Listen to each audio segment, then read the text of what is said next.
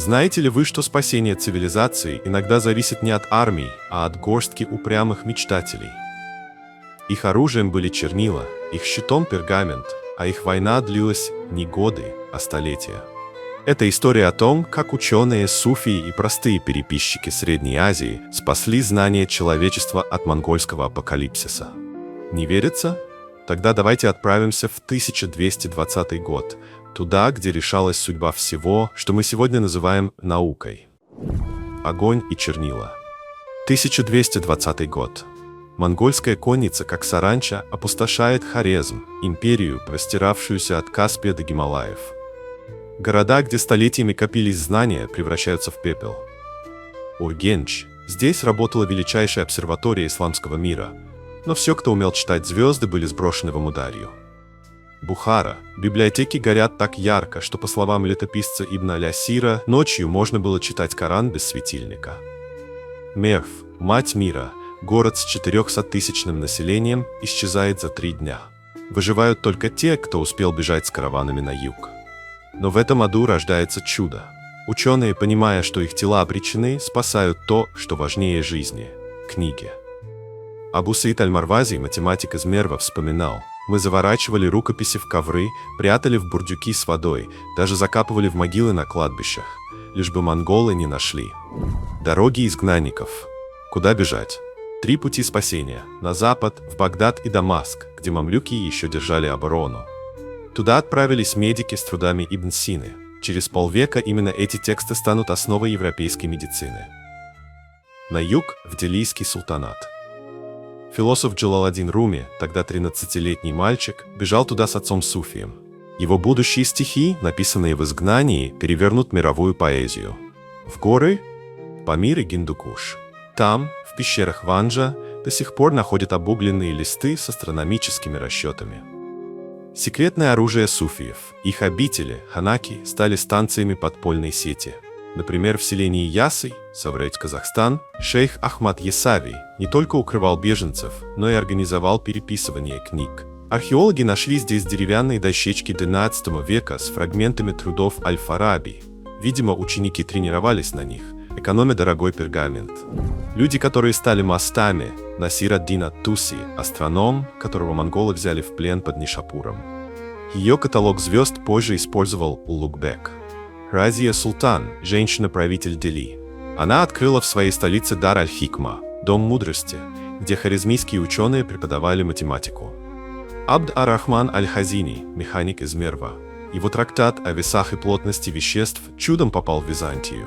И в 15 веке Леонардо да Винчи цитировал его в своих записях. Самый невероятный побег. Группа студентов из медресе Ургенча, захватив лодку, спустилась по Амударье до Каспия, затем дошла до Крыма и через Черное море добралась до Константинополя. С ними была единственная уцелевшая копия географа Аль-Идриси. Ее подарили императору Михаилу VIII в обмен на защиту. Как идеи пережили империи. Примеры влияния спасенных знаний. В медицине. Латинский перевод канона врачебной науки Ибн Сины, сделанный в Толедо в 1250 году, стал главным учебником в Сорбонне и Оксфорде.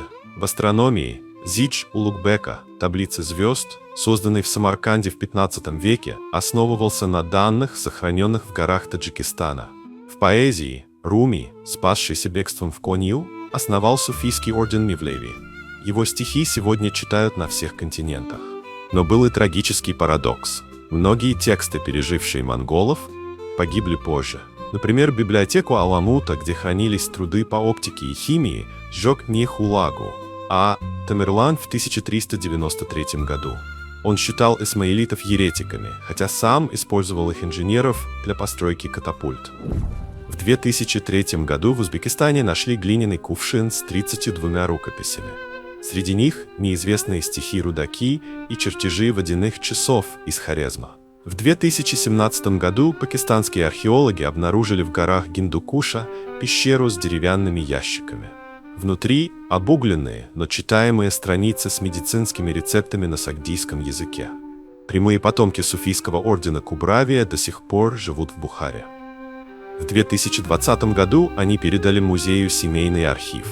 Дневник переписчика XIII века с описанием маршрутов бегства из Мерва. Ваша очередь беречь огонь. Эти люди не строили пирамид и не запускали ракет. Они просто не дали погаснуть огню. Когда монголы рушили обсерватории, они чертили геометрические фигуры на песке. Когда сжигали библиотеки, заучивали тексты наизусть. Когда убивали учителей, шептали уроки детям в темноте. Знание не файл в облаке, это цепь из рук, передающих факел через пропасти войн и катастроф. Сегодня ваши монголы – это равнодушие, клиповое мышление, убеждение, что все уже открыто. Но посмотрите, даже сейчас где-то студент в Каире переводит стихи Руми на язык жестов.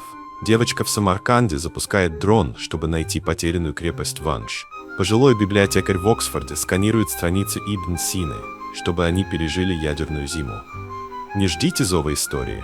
Каждый раз, когда вы учитесь стих, сохраняете старую книгу или просто рассказываете другу о забытом ученом, вы становитесь звеном в цепи длиной в 8 веков. И тогда, поверьте, даже через 1000 лет какой-нибудь мальчишка в очках виртуальной реальности достанет из цифрового пепла ваш голос и скажет: «Спасибо, вы не дали мне ошибиться».